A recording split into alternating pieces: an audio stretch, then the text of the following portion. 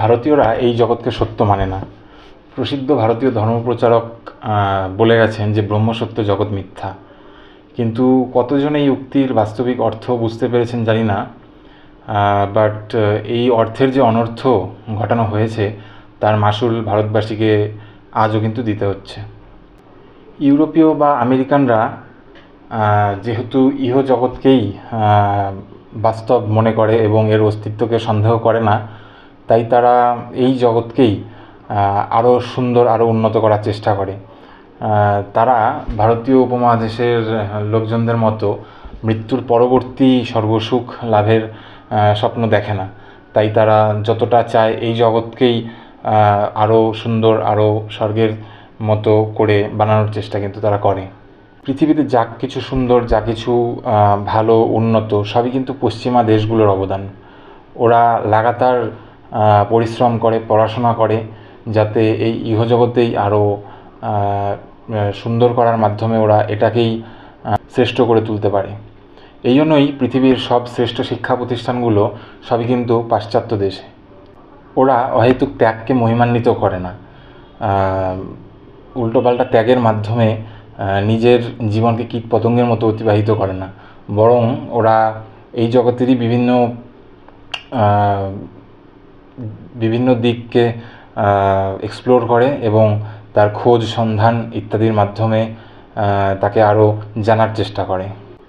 একটা সময় ছিল যখন পৃথিবীতে নানান মারণ রোগে, অজানা রোগে মহামারী হয়ে যেত এবং গ্রামের পর গ্রাম, শহরের পর শহর মৃত্যু মিছিল শুরু হয়ে যেত এবং বসতি বিভিন্ন জায়গা সব উজাড় হয়ে যেত মানুষ মরে গিয়ে। তখন ভারতীয়রা কিন্তু সেটাকে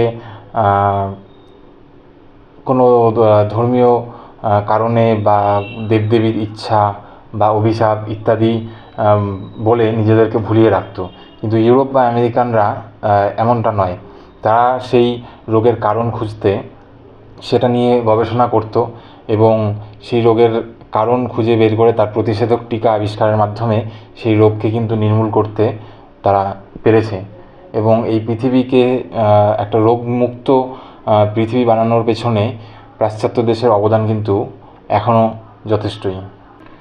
এছাড়াও প্রযুক্তি ব্যবহারের মাধ্যমে এই পৃথিবীকে আরও কমফোর্টেবল বানাতে, আরও আরামদায়ক বানাতে, যেটা আমরা ভারতীয়রা চিন্তা করি মৃত্যুর পর স্বর্গে গিয়ে সর্বসুখ লাভ করব, আরামে জীবনযাপন করব, সেটা কিন্তু ইউরোপীয়রা কিন্তু মনে করে যে এই পৃথিবীকেই আমরা অনেক আরামদায়ক, অনেক কমফোর্টেবল করে তুলতে পারবো।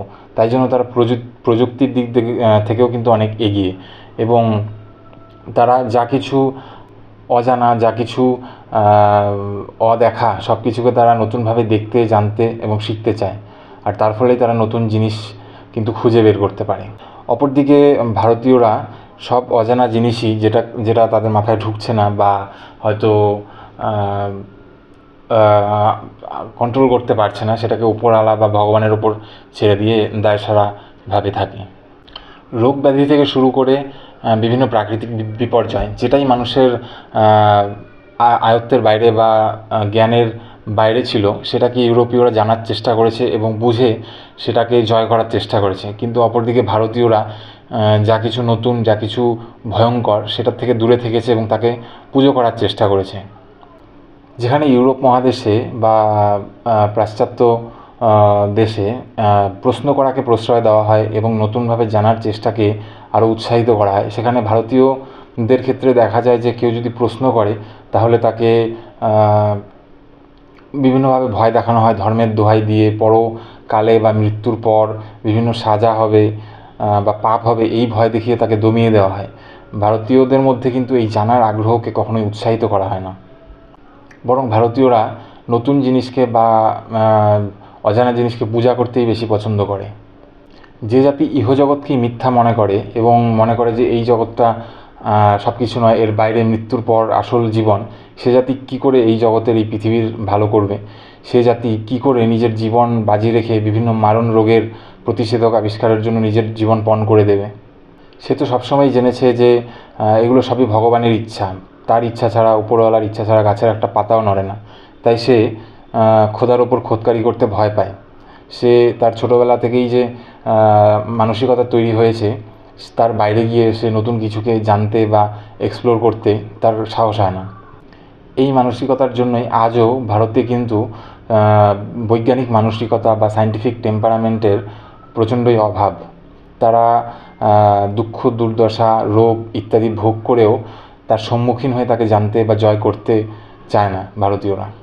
ভারতীয় সমাজ এমন শিশুর জন্ম দেয় না যে জিজ্ঞাসু হয়, জ্ঞান পিপাসু হয় বা অজানাকে সে সন্ধানের মাধ্যমে জানতে চায়। ভারত মনে করে বিজ্ঞান ভোগের বস্তু, আর ভারতীয়দের রক্তে তো রয়েছে যে ভোগে নয় ত্যাগই সুখ।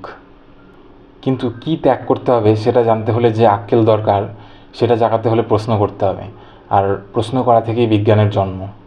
আর বিজ্ঞানের জন্ম হলেই দুঃখ দুর্দশা ভয় দূর হয়, আর তখনই এই পৃথিবীকেই আমরা স্বর্গের থেকেও সুন্দর করে তুলতে পারি।